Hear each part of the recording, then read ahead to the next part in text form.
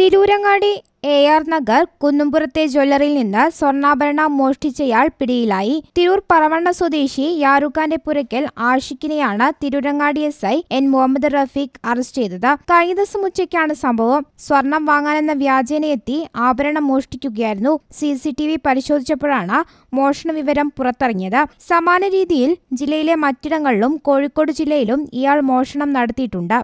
News bureau, Tirurangadi.